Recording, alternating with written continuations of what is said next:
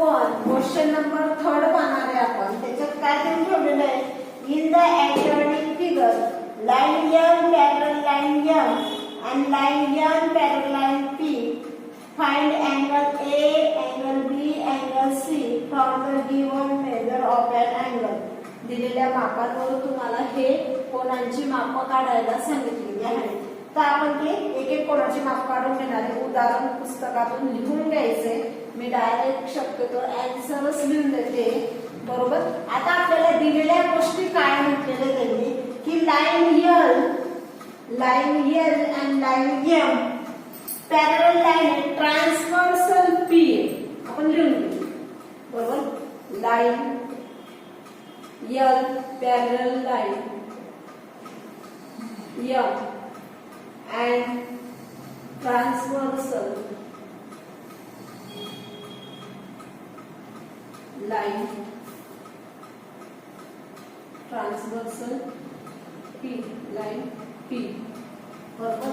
आता त्याच्या angle D देऊन ठेवलाय तुम्हाला 45 डिग्री. अँगल D काय देऊन ठेवलेला आहे, मेजर अँगल D देऊन ठेवलाय 45 डिग्री. हा तुमचा करस्पॉन्डिंग अँगल देतो. तुमचा कोणता अँगल आहे, करस्पॉन्डिंग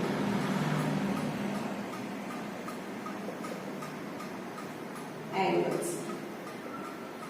बघा आता त्याच्यामध्ये हा तुम्हाला D दिलेला आहे. हा D आणि A हे दोघंही लिनियर पेअर अँगल्स आहे. मग यांची दोघांची बेरीज किती असते, 180 असते. मग 180 हा 180 म्हणून 45 मायनस केला तर आपल्याला अँगल B मिळून जाणार असेल. बघू आपण चला करून बघूया. Measure angle D plus measure angle B is equal to 180 degree.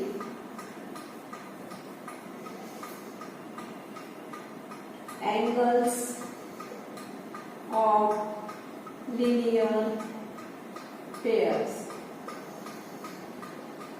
बघा हे काय दिले आपल्याला 45 degree plus measure angle B is equal to 180 degree. Measure B is equal to 180 degree minus 45 degree. Measure angle B is equal to 135 degree. B angle किती मिळवला आपल्याला 135. हा जर 135 मिळाला तर त्याच्या ऑपोजिट अँगल कोणता आहे, A. तो व्हर्टिकली ऑपोजिट असल्यामुळे A चं माप पण किती 135 येईल. A चं माप पण किती 135. मग आपल्याला दुसरं measure angle B is equal to measure angle A is equal to 135 vertically opposite angles vertically opposite angle. म्हणून आपल्याला measure angle A is equal to 135. आता पुढचा अँगल आपल्याला काढायचा आहे C. पुढचा अँगल किती काढायचा, कोणता काढायचा, C. आता C मध्ये काय करायचं आपल्याला, बघा त्याच्यात आपल्याला देऊन ठेवले लाईन L आणि लाईन P ह्या पॅरलल लाईन आहे आणि M ही ट्रान्सव्हर्सल आहे. M काय ट्रान्सव्हर्सल आहे. बघा line N parallel line P आणि M ही ट्रान्सव्हर्सल. लिहून घेऊ line N parallel line P transversal line M. Transversal line M ती आपल्याला दिसते इथं. मग angle C and angle B यांचं माप असेल सारखे, कारण हे कोणते कोणते करस्पॉन्डिंग अँगल आहे. Measure angle C is equal to measure angle P equal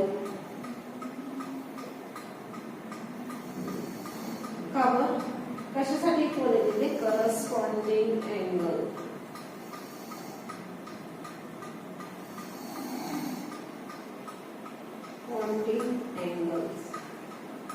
मग B चं माप किती आलेलं आहे 150 बीचं माप किती आलं 135. मग सीचं पण किती measure angle C is equal to measure angle B is equal to 135 म्हणून measure angle C is equal to 135. बघा किती सोपं असे हे उदाहरण होते, काहीच कठीण नव्हतं त्याच्यामध्ये. तुम्हाला दिलेला कोण हा काय डी अँगल हा दिलेला 45 डिग्री, हा काय दिलेला 45 डिग्री. मग तुम्हाला माहिती पाहिजे की रेषीय जोडीतील कोण कोणते डी आणि बी यांची बेरीज किती असते 180 असते. मग 180 मधून 45 डिग्री मायनस केलं तर तुम्हाला बी अँगल मिळून गेला 35. मग आपल्याला ए अँगल काढायचा होता. ए अँगल हा काय व्हर्टिकली ऑपोजिट म्हणून ए चे माप किती 132.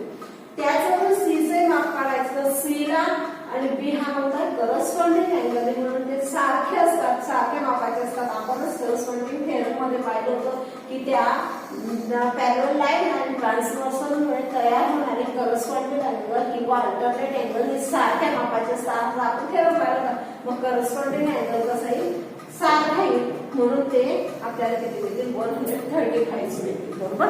आता पुढचं पाहू आपण.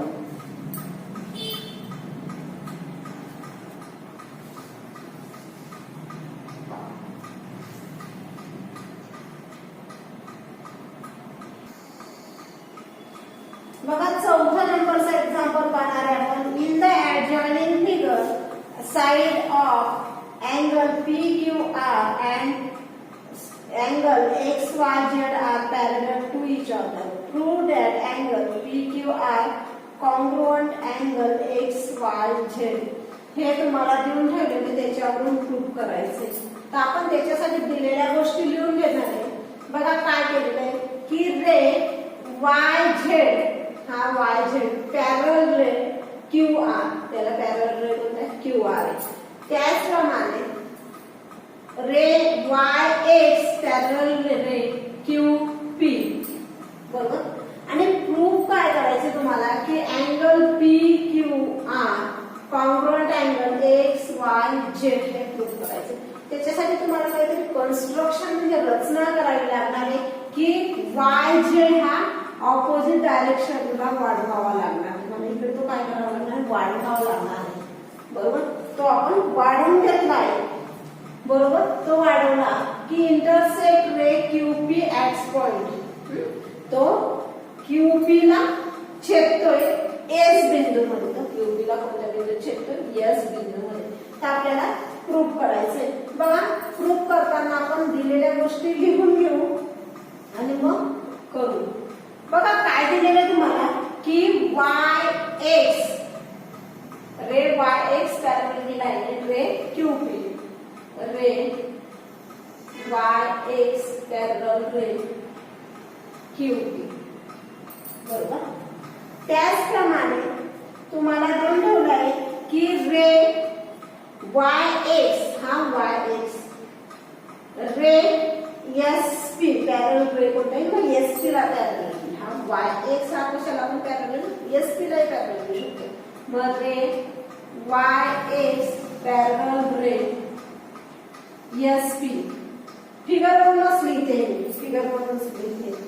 हा and SP is the transversal and SP is the transversal. ठीक आहे छेद आहे. बरोबर. मग आता तुमचं जे कोण तयार होत आहे angle XYZ congruent angle PSY. ते घेऊया आपण. Angle XYZ congruent angle PSY. बघा हा कोण आणि हा कोण XYZ आणि PSY हे कसे होत आहेत कॉन्ग्रुएंट होत आहेत, एकरूप होत आहेत. कोणते अँगल होत आहेत ते corresponding angle. Corresponding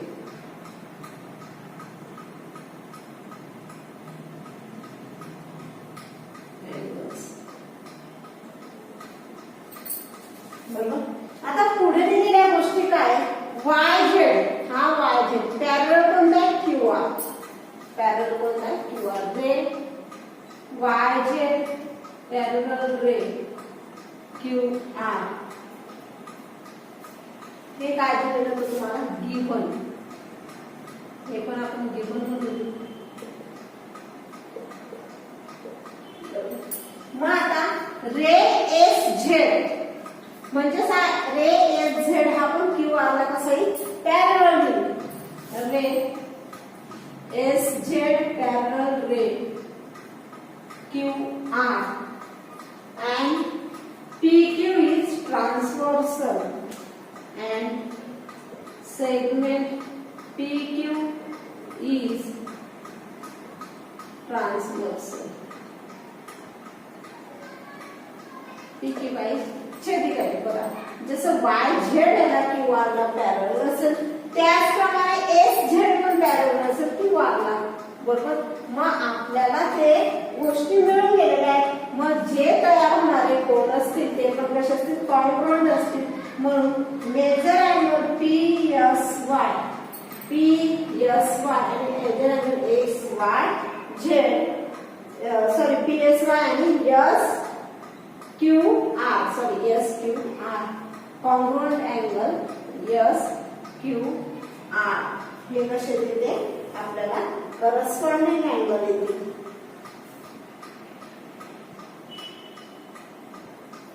corresponding angles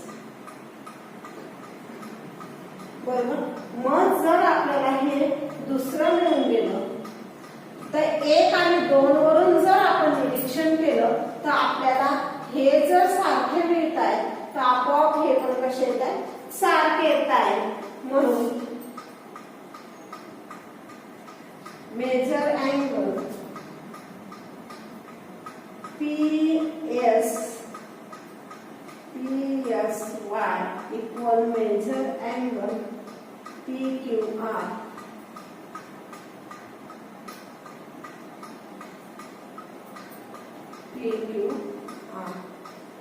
म्हणून measure angle PQR is equal congruent XYZ from 1 and 2.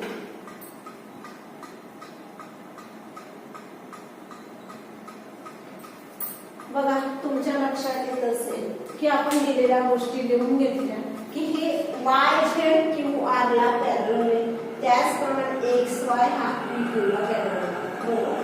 तर आपल्याला हे दोन कोण कसे दाखवायचे कॉन्ग्रुएंट दाखवायचे समजण्यासाठी. तर आपण कन्स्ट्रक्शन मध्ये Y हा रे वाढवून घेतला तो PQ ला S बिंदू मध्ये छेदतोय बरोबर. मग आपल्याला ज्या गोष्टी मिळाल्या त्या करून घेतल्या जसं रे YX पॅरलल PQ हे गिव्हन दिलेलं होतं. मग YZ पॅरलल SP तसंच XY पॅरलल SP पण आलं. SP काय ट्रान्सव्हर्सल आहे. मग हा कोण आणि हा कोण कसा आला एक रूप आला सारखा आला. म्हणजेच मग आपल्याला दुसऱ्याकडे काय मिळालं परत की YZ पॅरलल QR घेतला गिव्हन दिलेलं होतं. त्याचप्रमाणे SZ पॅरलल QR पण मिळाला. PQ ही काय ट्रान्सव्हर्सल आहे. मग PSY आणि SQR हे कसं करस्पॉन्डिंग अँगल्स आले ते कशाने सारखे आले. म्हणून 1 आणि 2 वरून आपल्याला हे दोघे कोण कसे मिळाले एक ग्रुप मिळाला. आपल्याला हेच प्रूफ करायला विचारलं होतं. अतिशय सोपं असं हे उदाहरण. आता आपण एक्झाम पुढचं 5व्या क्रमांकाचं उदाहरण पाहणार आहे. बघा क्वेश्चन नंबर 5 दिलेला आहे तुम्हाला. In the adjoining figure line AB parallel line CD and line PQ is transversal. Measure one of the angles is given. Hence find the measure of the following angles. बघा R कोणाचं माप ठेवलंय 105. तुम्हाला हे 4 कोणांची माप काढायची. हे काय करायचं 4 कोणांची माप काढायची. बघा आपण पहिलं घेऊया आता मेजर अँगल ART. आपल्याला कोणता काढायचा आहे मेजर अँगल ART. हा ART काढायचा आहे. बघा मेजर अँगल ART आणि मेजर अँगल BRT हे कोणते कोण आहे रेषीय जोडीतील कोन आहे बघा.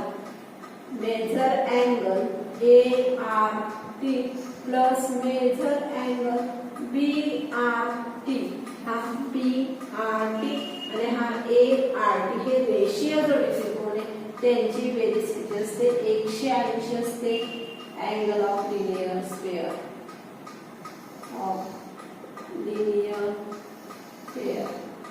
बरोबर. हे आपल्याला देऊन ठेवले. BRT किती दिले 105.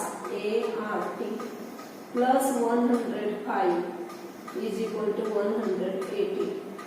Major angle ART 180 minus 105. त्यांचा आपण मायनस करूया. मेजर अँगल ART किती मिळेल आपल्याला 75. पहिलं मिळून गेलं आपल्याला 70. बरोबर.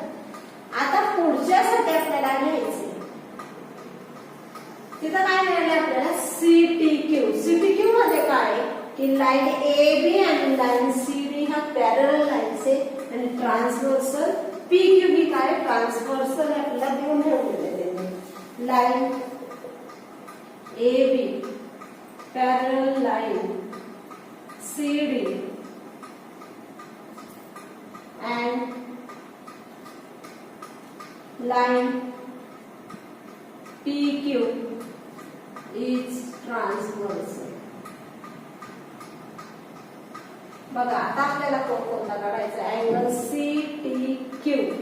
अँगल कोणता काढायचा CTQ आणि अँगल RART हा कोणते कोण आहे करस्पॉन्डिंग अँगल. करस्पॉन्डिंग अँगल जर दोन रेषा पॅरलल असतील आणि त्यांना छेदकेन छेदले असतील तर ते करस्पॉन्डिंग अँगलचं माप कसं असतं सारखं असतं. म्हणून measure angle CTQ is equal to measure angle ART काय हे करस्पॉन्डिंग अँगल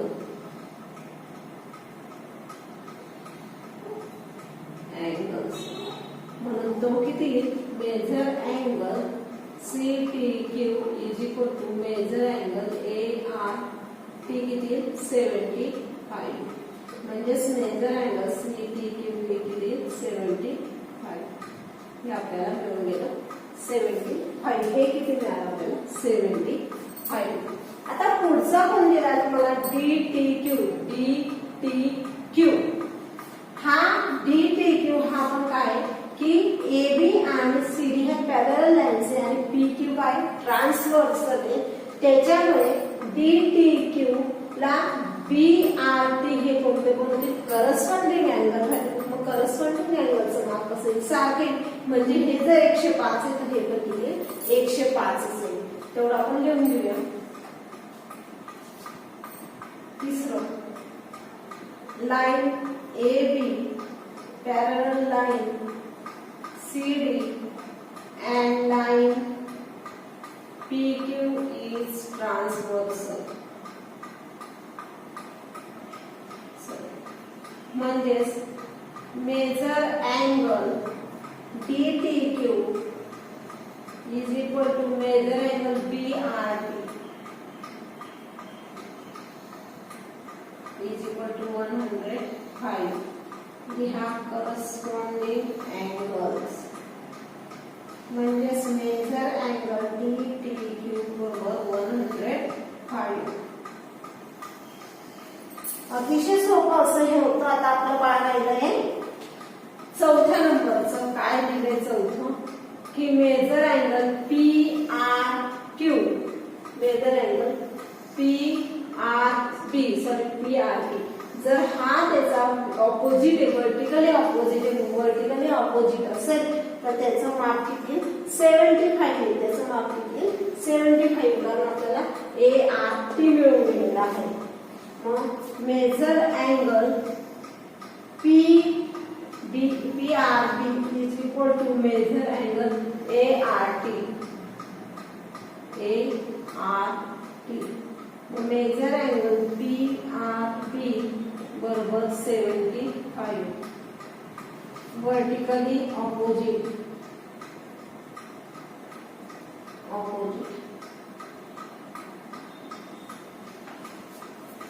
बघा इथं काय दिलेलं होतं तुम्हाला की हा R कोण आपल्याला 105 देऊन ठेवलेला होता. जर हा 105 होता तर रेशिओ जोडली कोण म्हणजे ART आपल्याला काढायचा होता. तो 180 मधून 105 वजा केला तर तो आपल्याला 75 मिळून गेला. आणि ह्या दोन रेषा पॅरलल आहे, PQ ही ट्रान्सव्हर्सल आहे, त्याच्यामुळे CTQ हा आणि ART हा करस्पॉन्डिंग अँगल होतात. मग यांचे माप कसे असतात, सारखे असतात. मग हा 75 मिळाला म्हणजे हा मिळाला आपल्याला 75 मिळाला. तिसऱ्यामध्ये पण आपल्याला हेच दिलेलं होतं की दोन रेषा पॅरलल ती ट्रान्सव्हर्सल आहे, त्याच्यामुळे आपल्याला DTQ आणि BRT ही करस्पॉन्डिंग अँगल मिळाला, ते सारखे असतात म्हणून त्याचं माप किती मिळालं 105 मिळालं. आणि चौथा आपल्याला विचारतो तो PRB. जर हा ARP किंवा ART हा जर घेतला आपण हा कसा याला ओव्हरटिकली ऑपोजिट आहे म्हणून हे वर्टिकली 75. आणि जर ARP चं विचारणं राहिलं तर कोणी वर्टिकली ऑपोजिट होता म्हणून तो 105 आला असता. अतिशय सगळे उदाहरणं सोपे. इथं हा प्रॅक्टिस सेट संपलेला आहे. हा प्रॅक्टिस सेट सगळा बघा, व्हिडिओ मधून पाहून घ्या आणि ते उदाहरणं सोडवा. काही अडचण असेल तर पर्सनल कॉन्टॅक्ट करा आणि व्हॉट्सअपला मला फोटो काढून सेंड करा. व्यवस्थित रिप्लाय देत चला. मेसेज पाहून त्याचप्रमाणे व्हिडिओ पाहून सबस्क्राईब आणि लाईक करा. काही शंका असल्यास नक्की कॉल करा. मी व्हिडिओ समजला शशा बाळगते आणि आपण पुढच्या व्हिडिओकडे पुढे जाऊ. Okay, bye, thank you.